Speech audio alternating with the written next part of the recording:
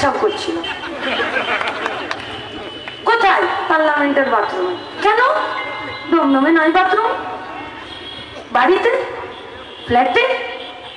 আরে আপনার দিদিমণি গাদা শৌচালয় উদ্বোধন করেছে নিজের বড় বড় ছবি দিয়ে, খবরের কাগজে তার অ্যাডভার্টাইজমেন্ট বেরিয়েছে। কারখানা খোলার একটাও ফিতে কাটার ছবি দেখিনি, কিন্তু বাথরুম খোলা, শৌচালয় খোলা গাদা ছবি আমরা দেখেছি। আর আপনি কিনা পেচ্ছাপ করতে পার্লামেন্টের বাথরুমে গেলেন, যখন আমাদের উপরে বুলডোজার চালিয়ে দিচ্ছিল তখন আপনি বাথরুমে ঢুকে থাকলেন। তাও যদি মিমি নুসরতের মতন দুটো সেলফি তুলে আসতে পারতো তাও কিছু হতো। শ্রমিক আন্দোলন, ট্রেড ইউনিয়ন, তারা লড়াই করে কারখানা বন্ধ করেছে। ওপেন চ্যালেঞ্জ করছি, একটা কারখানার মালিক সরকার বলুক যে শ্রমিক আন্দোলনের জন্য কারখানা বন্ধ হয়েছে। আর আমরা আপনাদেরকে বলছি, যেখানে শ্রমিক আন্দোলন বাপের পাতার মতন করে, সেখানে বন্ধ হয়ে যাওয়া কারখানা ফার্স্ট ইউপিএ গভর্নমেন্ট খুলে দিতে জানে। আমি সেই এলাকার লোক।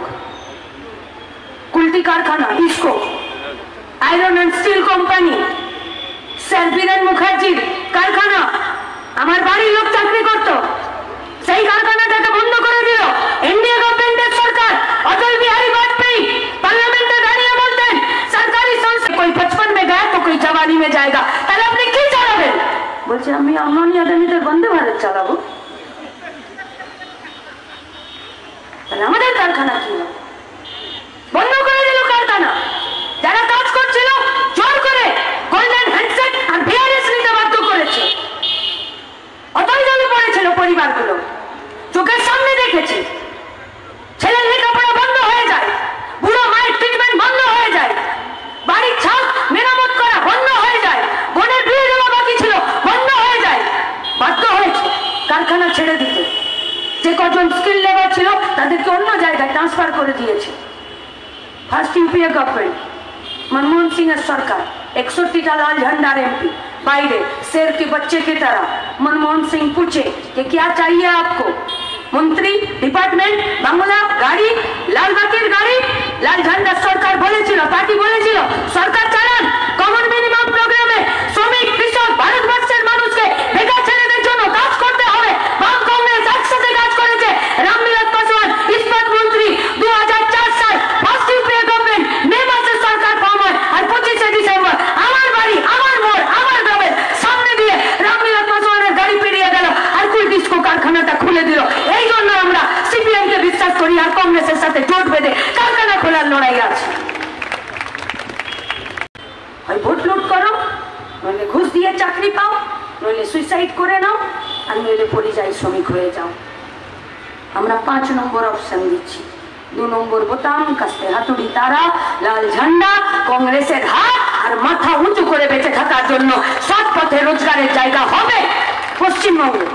লড়বো আমরা আপনাদেরকে সাথে নিয়ে। আপনার পকেটের টাকা আর ব্যাংকে রাখা টাকা দুটোই রক্ষা করার দায়িত্ব আমাদের। রাজনীতি করতে এসেছি, আমি তো আর ক্রিকেট একাদশে নিজের নাম লেখাতে আসি। রাজনীতি করতে এসেছি, লড়তে এসেছি, দায় নিতে শিখেছি, ঘুরে দাঁড়াতে শিখেছি। সাংবাদিকরা অফেন্ডেড হয়েছে, খোলা মঞ্চে দেবজ্যোতি ক্ষমা চেয়েছে।